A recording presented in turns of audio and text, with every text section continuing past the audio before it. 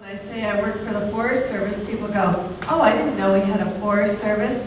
We are primarily a prairie state, but we do have a lot of woodlands in North Dakota. And the state headquarters for the North Dakota Forest Service is located near the largest wooded area that we have, and that happens to be the Turtle Mountains. So the headquarters for the Forest Service is at the college in Bottineau.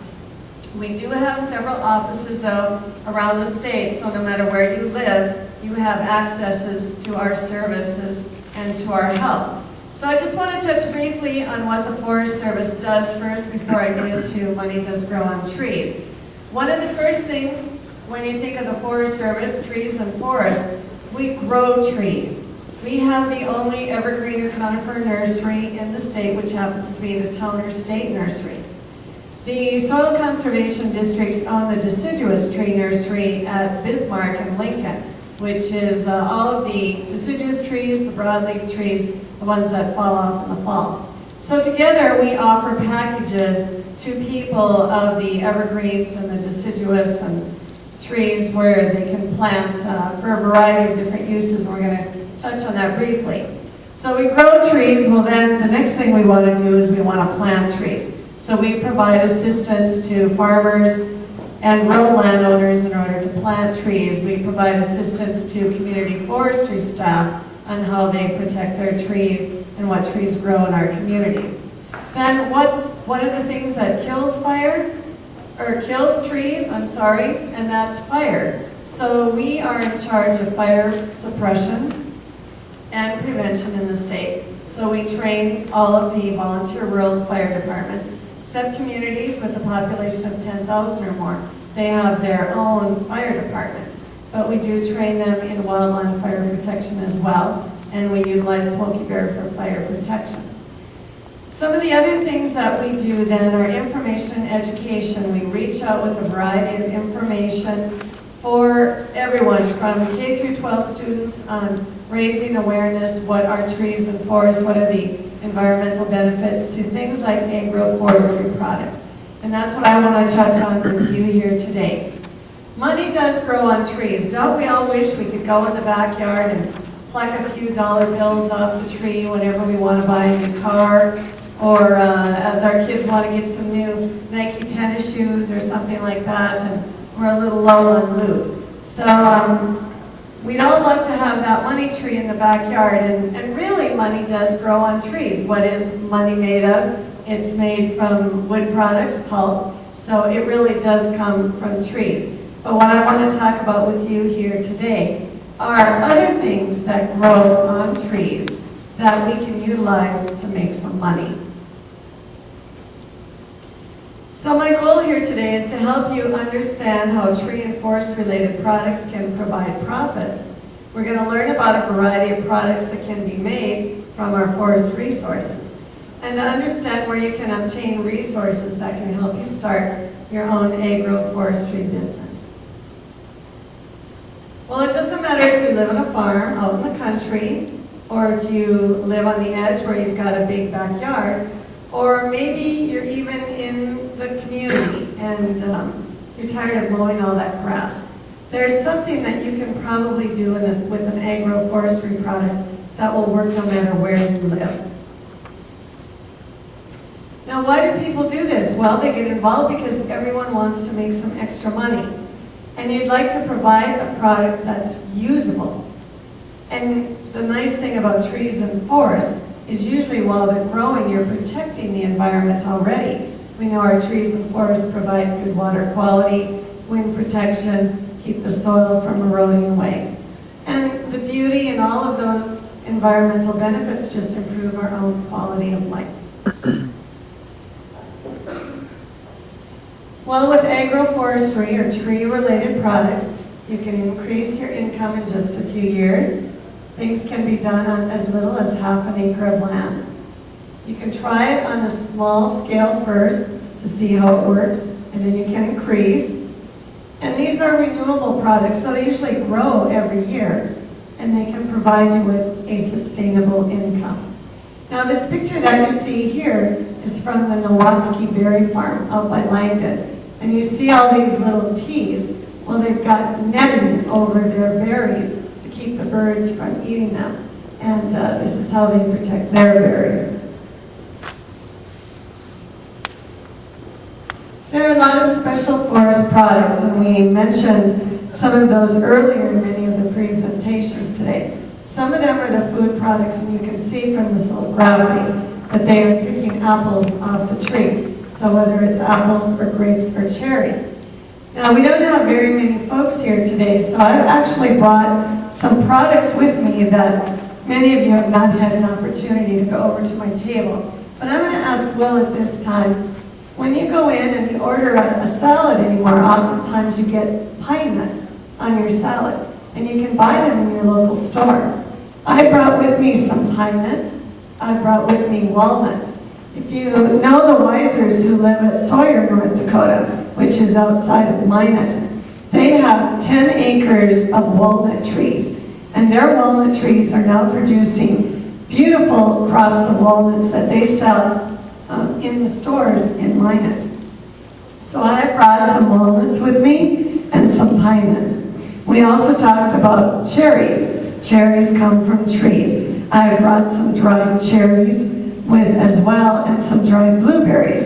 And I'm going to ask Will just to open the bag. You can pass the bag around, shake out a couple, and give those a try.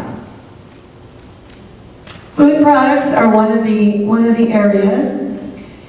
Another one is decorative florals, craft products, medicines and herbs, and woody biomass, which is very relevant here to the Turtle Mountains, and we'll talk about that when I get there.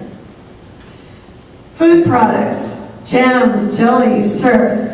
My boys happen to be members of Pride of Dakota because they're fiddle players and we have CDs for sale. But I've got some jams and syrups and jelly over there as well.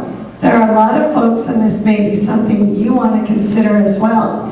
Once you get your products, how do you market those? And the North Dakota Department of Agriculture is the one that takes care of the Pride of Dakota products. And that means we're very proud of the excellent products that we make here in North Dakota. And they have classes that help you with marketing. They have websites. They set up craft sales and different things where you can go and actually sell your products. So things you may want to consider: apples, June berries, all kinds of things. Maybe even box elder trees. Box elder trees, which we have here in the Turtle Mountains, are cousins to the maples. And many people in the past have made maple syrup from the box elder trees. Nuts, black walnuts, hazelnuts, butternuts. We even have a few folks in North Dakota that are growing mushrooms. You've probably seen what looks like an old fence post, and people are advertising it. Buy this fence post, keep it in your garage where it's cool, keep it moist, grow your own mushrooms, and you can have them fresh on your salads or fry them up for your hamburgers or your steaks. So these are just some of the food products. Decorative florals. This is a Christmas tree plantation that you see at the top. The state forester, Larry Kochman, lives at Walhalla, and he and his brother Skip have raised Christmas trees for many, many years. And they market their trees directly to Winnipeg, Manitoba, and sell several hundred every year. I also brought with me, I have with me a sheet of the Christmas tree growers across the state. And many people have choose and cut operations. My husband and I live on a farm between the Peace Garden and Lake Minnegoshi. And we didn't plant the Christmas trees. The owners before us did, but we profited from it one year. We did choose and cut, come out and pick your own tree for 25 bucks. And we were overwhelmed by people. And I told my husband this would be a very lucrative business, but we just didn't want to give up any more farmland for the trees. But not only Christmas trees, but picking boughs to make grease, or even pine cones. Pussy willows. I know a lot of products are made here using the willow trees. I have on my table over there a very beautiful little basket that I've got. The college has their horticulture students actually go up into the Turtle Mountains and pick pussy willows that they use in their floral arrangements. And then the extras they sell to the flower shops. We have 2 of them in downtown Bottineau. And flowering branches in the spring, they'll bring those in and sell them. And that's where they market their stuff. Craft products include furniture, musical instruments, wood carvings. Maybe you even want to grow some of the special woods that other people would utilize. Then there's always firewood. We have a lot of folks that sell firewood throughout the Turtle Mountains, pulpboard or chips, and then burls. And somebody was wondering what a burl was. I do have a burl on my table, which was turned into a flower vase. And as you walk through the forest, you see these trees with these big bulges on the trunk or on the branch. The tree has gotten some kind of an infection and it's gone crazy, and the wood has grown a little house or a little compartment to contain that from spreading throughout the tree. There are people who love to go around and collect those burls and make very beautiful bowls or vases or things out of the burls. Now, why this firewood and pulpboard chip is important to the Turtle Mountain Indian Reservation is the North Dakota Forest Service just this fall came to an agreement with the band, and we're going to be bringing over a fire crew to work here on the reservation next summer to reduce the fire hazard by thinning some of the trees, taking down some of the old dead wood, and we're making that available for utilization to the people here on the reservation. And we're also looking for markets to take some of this old wood and maybe ship it over to the pulpwood manufacturing places over in Minnesota. So those woody materials will be available to you. Just contact Ron Davis, who is your tribal forester, and he can line you up if you're looking for some of that woody material that's coming from that hazardous fuel reduction project. This cabinet that's on the top was actually made by one of our foresters who does fine wood work. And the bird that you see, I don't know if you're familiar with Arlen Evenson, he happens to live in the Turtle Mountains. He did the wood spirit that I have on my table. He also does birds, and his specialty happens to be ducks, but he carves them out of wood and he sells them all over the country for a lot of money, and they're very beautiful works of art. There's medicines and herbs that grow in our forests as well. Now, most of these don't grow on trees, but they grow in the forest, in the soil, in that kind of environment. And we actually have some people in the Cavalier area that are growing ginseng. And it's sort of like when you had the Germans who came here and visited you and you made a cultural connection. There were some folks from San Francisco who came to the Cavalier area and found their wonderful ginseng. And now they have a direct market right to San Francisco for the ginseng that they're growing up in Cavalier. So you just need to find that little niche wherever or make those connections somehow through networking, and you've got a great place to sell your product. What you see in the bottom picture is an imitation forest. This stuff grows in the forest, but if you don't have a forest, this is just a lath shade house, and it mimics a forest. And they're growing some of these specialty crops and then marketing them across the country and even around the world through the internet. Woody biomass, that's using dead or unhealthy trees, branches, the needles, the leaves. This probably fits in even better with the hazardous fuels reduction project that's going to be going on in the Turtle Mountains next year with the North Dakota Forest Service staff. What's amazing to me is they're even looking at liquid fuel made out of woody biomass to burn in car engines, and that has already been successfully done. And they're thinking this will actually be the plastics of the future, because once we run out of our coal and oil resources, which we know are a limited resources, trees, on the other hand, are a sustainable resource, and we can continue to grow trees year after year after year, and keeping sustainability in mind, we'll never run out of trees to grow for meeting all of the needs that we have today and in the future. Well, why is there such a demand for forestry products? Well, as our population increases, so is the demand for our products going to increase.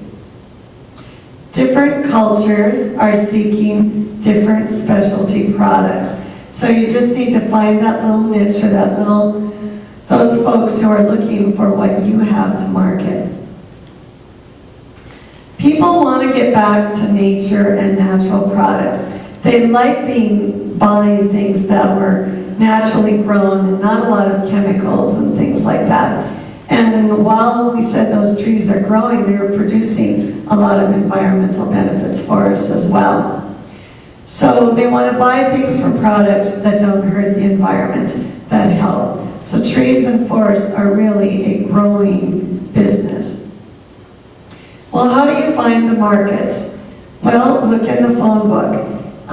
Try the internet. We all know what a wonderful thing the internet has been to sell things all over, not only the state, but your country and the world as well.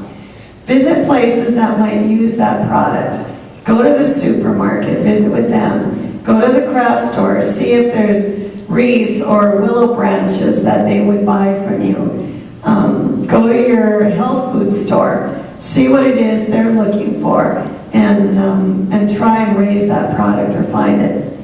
Fairs, festivals, and trade shows, those are all wonderful avenues to market the products that you have. And you really have to get out there.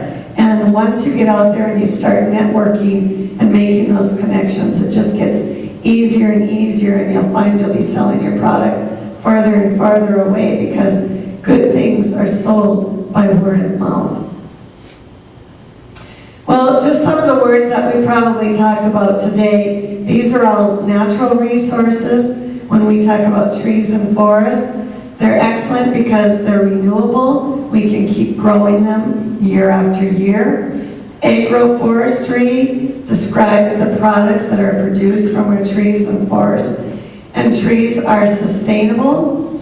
We can grow them every year. We're probably not going to use them up, so we'll always have them available for us.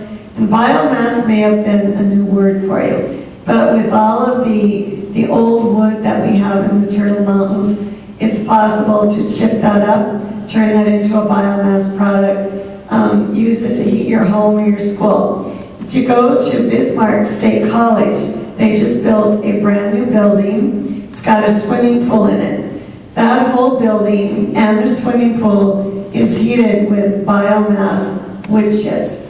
And they're the wood chips that the city of Bismarck collects from taking down trees that have died from Dutch elm disease or from old wooden buildings. And they're keeping all of that woody biomass out of their landfill and extending the life of their landfill by almost 25 years by utilizing that woody biomass. You could probably heat the school on woody biomass with all of the wood material that you have around here. So when you build a new business, you may want to think about how you could utilize the wood resources that are here so close in the Turtle Mountains. I have a handout that Will's going to distribute to everyone as well. This talks about, it gives you some suggestions of different agroforestry products. I also have a list of about 75 different wood products on my display table over there. I certainly hope you'll stop by and pick up some of the other handouts that I have as well. But the one that we will be distributing has our telephone number. We do have staff devoted strictly to agroforestry products that will help you raise the trees or find the trees. I brought a list of the sawmill directories that we have in the state. People who cut up wood have it available if there's a particular kind of wood that you're looking for your market. All of that is over there at the counter, or just contact us at the headquarters and we'll get you in touch with somebody right away that can help you with no matter where you're at in the agroforestry business.